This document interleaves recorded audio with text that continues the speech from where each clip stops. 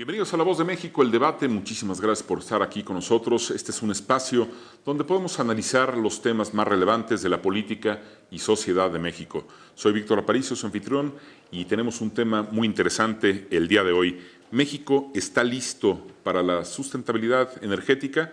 No se despegue porque tenemos una mesa llena de excelentes panelistas. Este día nos acompañan Ana Paula Fernández, quien es director general de ISD y asesora de infraestructura del Banco Interamericano de Desarrollo. Ana Paula, bienvenida. Muchas gracias. El maestro Luis Arias, quien es socio del despacho AINDA Consultores. Maestro, gracias por acompañarnos. Muchas gracias por la invitación. El doctor José Luis Camacho, quien es académico de la Facultad de Ciencias Políticas y Sociales y de Derecho de la UNAM. Víctor, gracias. Buen día. El maestro Saúl Ramírez, quien es académico de la Facultad de Ciencias Políticas y Sociales y de Derecho de la UNAM. A la orden. Gracias. Muy buenas tardes. Y León Montesinos, periodista experto en fuente política. Víctor, como siempre, un placer y un saludo a nuestro auditorio. Muchísimas gracias por estar con nosotros. Y vamos a poner la primera pregunta, y yo creo que Ana Paula nos puede ayudar mucho en este tema. ¿Qué es la sustentabilidad? Muchísimas gracias. La sustentabilidad, responsabilidad social, término usado indiscriminadamente en nuestro país, es poder satisfacer las necesidades de las personas el día de hoy sin poner en riesgo que las generaciones futuras puedan satisfacer sus propias necesidades. Enfocándonos en el tema de sostenibilidad o de sustentabilidad energética, pues tendríamos que decir que tenemos que satisfacer las necesidades que hoy, en este caso, México tiene para atender la demanda energética del país sin poner en riesgo las posibilidades de generaciones futuras de satisfacer su demanda energética también, obviamente en mejores características y condiciones. Cuando hablamos de sostenibilidad, de desarrollo sostenible, es muy importante que identificamos los componentes más importantes de la sostenibilidad, que tienen que ver la gobernanza o el marco jurídico y las mejores prácticas bajo las cuales se tiene que desarrollar una actividad, el impacto social que esto significa, o más bien el beneficio social que se tiene que lograr con esta iniciativa, y tercero, buscar las condiciones medioambientales óptimas para desarrollar. Entonces, cuando estamos hablando de sustentabilidad energética, tendríamos que primero analizar, uno, México está satisfaciendo las necesidades de su población en demanda energética, tenemos la capacidad de llevarle energía a toda la población. Segundo, esta energía que nosotros estamos llevando es la energía más limpia posible. Y tercero, lo estamos haciendo bajo el marco legal vigente en el país.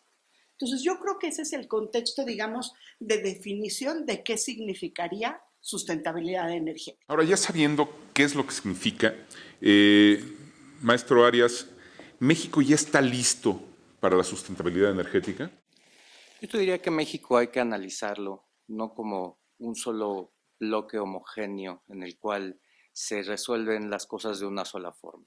O sea, México tiene distintas regiones que tiene distintas problemáticas. El norte del país es el que está mejor equipado para atender las necesidades energéticas porque está conectado con Estados Unidos. El gas natural fluye hacia México a un precio pues, el menor del mundo, y por otro lado, pues la generación eléctrica se puede basar en eso, ¿no?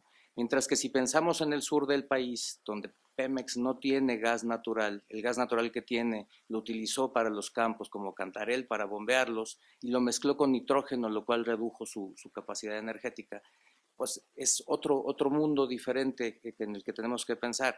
Y tenemos que pensar en zonas como Baja California Sur, que está desconectado del resto del país y que no tiene gas natural y no tiene muchos recursos. Entonces yo te diría que en este momento cada una de esas regiones está haciendo su optimización de acuerdo a lo que tiene, pero también tenemos que pensar en cómo resolver los retos que hay para generar y para producir esta energía en cada una de estas zonas. Por darte un ejemplo, en Baja California Sur, lo único que hay es diésel y combustóleo, que son sucios, son caros y que de alguna manera no se ha hecho las inversiones necesarias para que se pueda generar electricidad ahí. Entonces tienes problemas de confiabilidad serios en esa región que se tienen que atender. Yo creo que una forma de atenderlo es la inversión privada y la otra, estar muy al pendiente de las tecnologías. Hace 10 años, cuando hablábamos de electricidad, nadie hablaba de celdas solares porque era carísimo. Hoy en día ya son competitivas y yo creo que esos cambios se están dando en distintos puntos del mundo energético y hay que aprovechar. Ok. Maestro Saúl, cuéntanos, hubo una iniciativa del Grupo Parlamentario de Movimiento Ciudadano para duplicar los recursos otorgados al Fondo Sectorial CONACYT, Secretaría de Energía, para Sustentabilidad Energética. ¿Qué es esto? ¿Qué sucede dentro? Fíjense que a final de cuentas lo que sucede es que no hay una política energética clara por parte del gobierno federal.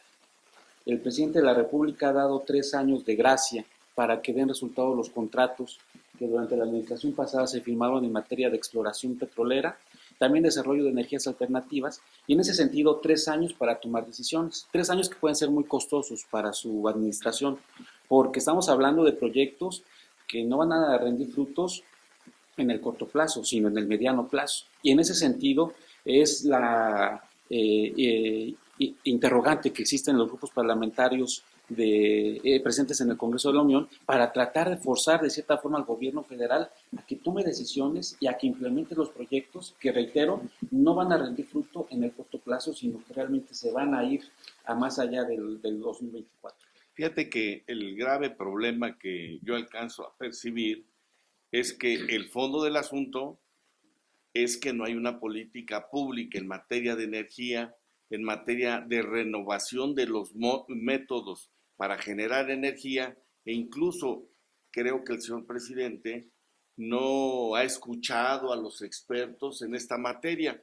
Hace algunos días llegó algún video en las redes donde el presidente les decía a algún municipio en Oaxaca que no iba a permitir que pusieran los reguiletitos, decía, porque alteraba, y que son los parques eólicos, por lo que comenta el maestro Luis, en el sentido de esas placas solares que están siendo la maravilla, están transformando verdaderamente la vida de los seres humanos. Creo que hay empresas muy serias aquí en México. Aquí tengo idea que en Pastejé, por ejemplo, están produciendo esas placas, ¿verdad?, que sirven de mucho, que ahorran y que no contaminan, pero no está en el radar, cuando menos no lo han manifestado por parte del gobierno. Indudablemente debe ser un tema de educación esto, ¿no? O sea, ¿qué le está pasando a México? ¿Cómo ves, León, el tema de educación energética en las nuevas generaciones? ¿Qué chip traen? Mira, más que el tema de las generaciones, el tema de las políticas educativas en este sentido, del gobierno. Hablabas tú de los recursos, de algunos fideicomisos. Se habla de la necesidad de que en los próximos años vamos a tener que tener unos 135,000 especialistas para atender los compromisos que ha hecho el país en los acuerdos de París y otros más para bajar la emisión de contaminantes. El problema es que nos está ganando el tiempo y no estamos invirtiendo en ese recurso humano. Es muy preocupante. De hecho, mencionaba por ahí una iniciativa del Grupo Parlamentario de Movimiento Ciudadano, y él pide que esta investigación a hidrocarburos se baje y que se aumenten los presupuestos a las energías sustentables. Es muy importante, y te voy a decir porque también hay un dato por aquí que habla de que para 2040 se van a crear alrededor de 257,000 nuevos empleos en materia de energías verdes. Si me permites interrumpirte un poco en este tema, creo que ahorita Saúl y José Luis hablaban de una cosa muy importante que es no hay una política, ¿no? Yo diría que el problema es que no hay una visión de país y no hay una planeación de largo plazo.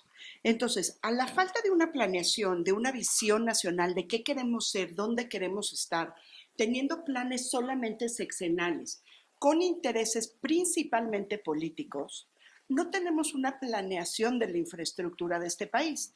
Y si hablamos de agua, y si hablamos de residuos, y si hablamos de cualquier otro tema vinculado con infraestructura, estamos teniendo este mismo problema, una falta de planeación de largo plazo.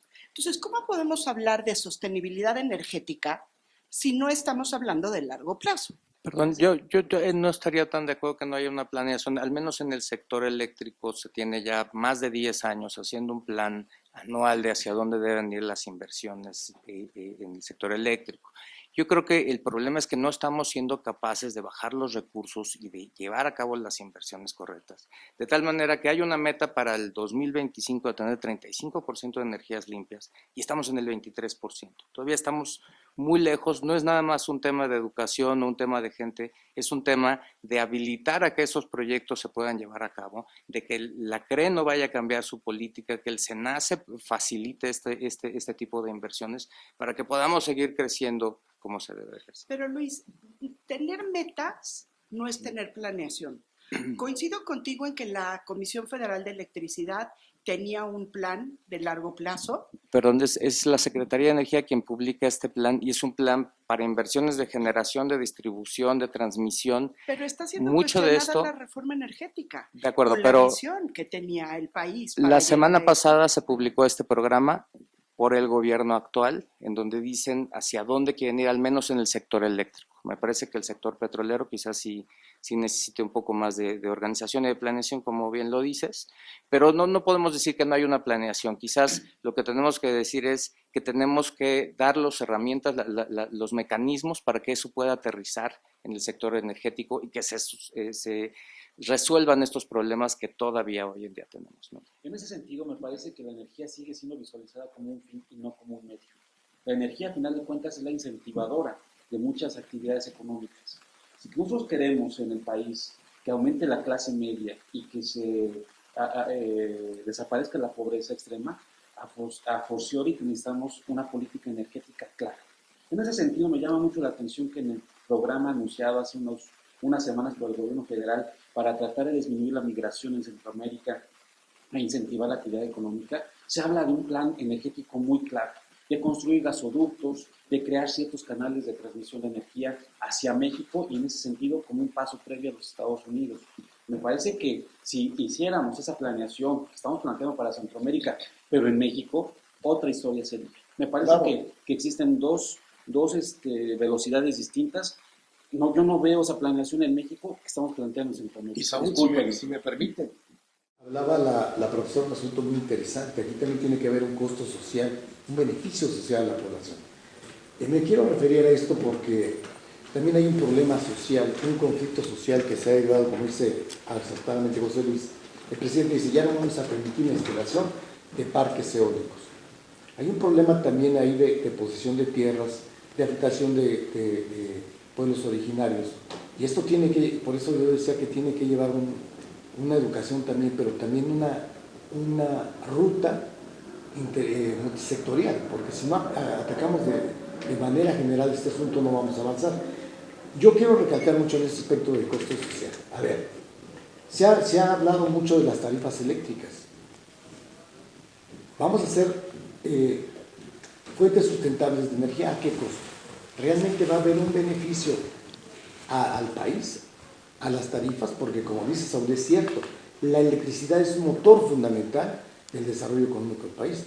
Tenemos que ver también los beneficios sociales que tiene que traer estas energías sustentables. Así es, y sobre todo que existe el miedo, el fantasma de que se vuelva a hacer uso del carbón como un medio generador de electricidad. Y eso genera una contaminación y consecuencias graves. Vamos con comentarios finales, doctor, por favor. Fíjate que yo retomaría la idea de Ana Paula en el sentido de que sí hubo un proyecto serio, fijo, en materia de energía, pero que ahora cuando menos hay duda, se va a cambiar, no se sabe bien a bien. A tal grado que escuchamos hace unas semanas que el señor presidente, después de muchos años, condonó 11,000 millones de pesos al estado de Tabasco en materia de energía eléctrica. O sea, el tomar una decisión de este tipo me da la impresión que no tienen ni la más remota idea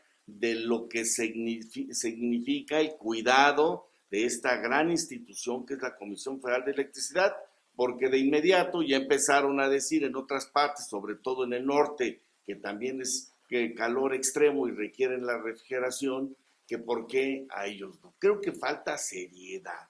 Y Manuel Bartlett, quien es un gran político y ha estado muchos años, cuando menos 50, en actividad del servicio público, pienso que esto no es lo suyo y no hay hasta ahorita, después de 6 meses que inició la administración, algo, desde mi punto de vista, claro al respecto. Muy bien, Ana Paula, por favor, comentarios finales. Muchas gracias. Yo insistiría en que la parte más importante es una correcta planeación con una visión de sostenibilidad, y a eso me refiero, en donde los proyectos tendrían que traer un análisis de factibilidad antes de ser arrancados, ambiental, social, analizando a todas las partes interesadas, a todos los grupos de interés a lo largo de todo el proceso de infraestructura, desde la planeación, ejecución y operación de los proyectos, el entender si tenemos la capacidad instalada, las ingenierías necesarias para desarrollar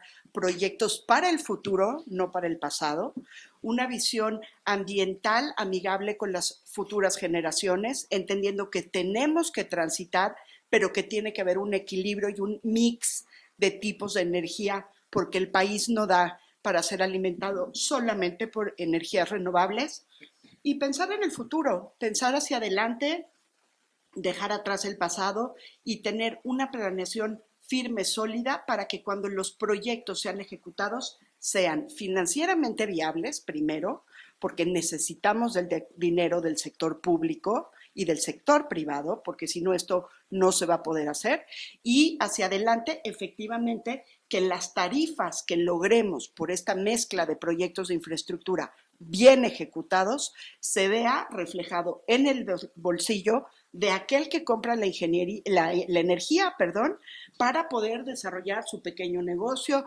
poder pagar las tarifas en su casa y poder tener una energía asequible para toda la sociedad. Por favor, comentarios finales. Pues estamos ante un reto mayúsculo porque, insisto, el país ha firmado acuerdos internacionales como el Acuerdo de París. El pasado sexenio vimos que se aprobaron leyes para echar a volar esto, la ley de cambio climático de 2012 y la ley de transición energética del 2015. Sí tiene que haber una continuidad, no podemos dejar esto en el vacío, pero insisto, y discúlpame, José Luis, que te lo diga, lo que decía la maestra muy acertadamente, tiene que haber políticas y tarifas sociales, si no, no hay ningún beneficio a la gente. El asunto que tú hablas de Tabasco es un problema social que se dejó pasar por los años. Sexenios fueron y vinieron y se les seguía cobrando a los habitantes de Tabasco tarifas muy altas. En el centro del país no hay que olvidar que tenemos un problema social que heredó la Comisión Federal de Electricidad cuando hizo sus cobros estimados, cuando cierra Luz y Fuerza. Hay alrededor de 60,000 juicios en contra de estos cobros estimados que le llaman recibos locos. Rapidito te comento, yo llegué a ver recibos de gente jubilada que no ganaba más allá de 3,000 pesos de su jubilación y le llegaban recibos de electricidad de 1,500 pesos. Aquí también hay un asunto de sustentabilidad, porque hay un problema que se llama pobreza energética. Los países de primer mundo ya batieron este problema. No puede un ciudadano o un comercio pagar más allá de lo que puede pagar, porque si no estas políticas no tienen ningún mérito. Sí, pero eso es otra cosa distinta, mi querido León. Yo me refiero en concreto a que el candidato López Obrador les pidió a sus paisanos que no pagaran los recibos de luz y se fue haciendo una deuda de 11,000 millones de pesos y hace 2 días indebidamente, esto tendrá repercusiones, sin tener atribuciones para ello, condonó, regaló 11,000 millones de pesos. A eso me refiero. No a lo que tú dices, yo también soy consecuente. Hay que apoyar y ayudar a la gente que llega a recibos de 3 o 4,000, 5,000 pesos. Seguramente. Pero este no es el caso. Ese no es el caso. Seguramente esto nos va a dar tema para otra mesa de debate y la vamos a organizar. Pero vamos ahorita contigo, Saúl. Por favor, comentarios finales. Claro, sí. En ese sentido, la pobreza energética que bien mencionaba don León es un asunto pendiente en el país. Y es un asunto pendiente no solamente viéndolo desde el aspecto petrolero, de la electricidad y del gas natural, sino también de las energías renovables. En México hay una bomba de tiempo. Hemos usado demasiado el gas natural y no estamos produciendo lo suficiente. Las importaciones están poniendo en riesgo realmente la continuidad del servicio. si no se llevan a cabo las licitaciones y la puesta en marcha de diversos proyectos que se han quedado truncados en el camino bajo la sospecha de la corrupción. En ese sentido es una buena señal que la hidroeléctrica que se va a construir en Morelos, el presidente de la República la haya impulsado. Hay una falta de comunicación con la sociedad y eso genera graves consecuencias porque no se les informa bien a bien cuáles son las repercusiones de desviar el cauce de un río para generar cierta actividad eléctrica, sacrificando pues la actividad natural de cualquier comunidad. Entonces, hay grandes pendientes, no existe la comunicación y al parecer no existe la visión de cómo atender las energías en el país. Perfecto, muchas gracias. Maestro Luis Arias, por favor, comentarios finales. Sí, gracias. Yo creo que lo principal es que haya reglas claras, como bien lo decían. Tiene que haber reglas claras para la inversión, tiene que haber planeación, tiene que haber educación, tiene que considerarse las necesidades de la gente que vive en esas zonas que están siendo afectadas. Pero lo más importante también en este momento es considerar que CFE y Pemex no se van a dar abasto para resolver el problema, en particular después de que bajaron las calificaciones de ambas empresas la semana pasada. Yo creo que debe haber una política de impulso a la inversión privada, de permitirles que sigan llevando a cabo esta actividad, que lo han hecho bien durante los últimos años. Muy bien, pues muchísimas gracias a nuestros panelistas, gracias por acompañarnos en este mesa de debate y sobre todo queremos agradecerle a usted que nos acompañó aquí en La Voz de México, el debate. Queremos conocer su opinión, escríbanos en nuestras redes sociales y en nuestra página web www.nacion4.com. Las redes sociales usted ya las conoce. En Facebook estamos como Noticias N4, en Twitter, Instagram y YouTube nos puede encontrar como Nación 4. Los invitamos a acompañarnos en nuestro próximo debate con el tema en el entredicho El Poder Judicial, el caso Góngora Pimentel. No se despegue, soy Víctor Aparicio y seguimos aquí en el debate.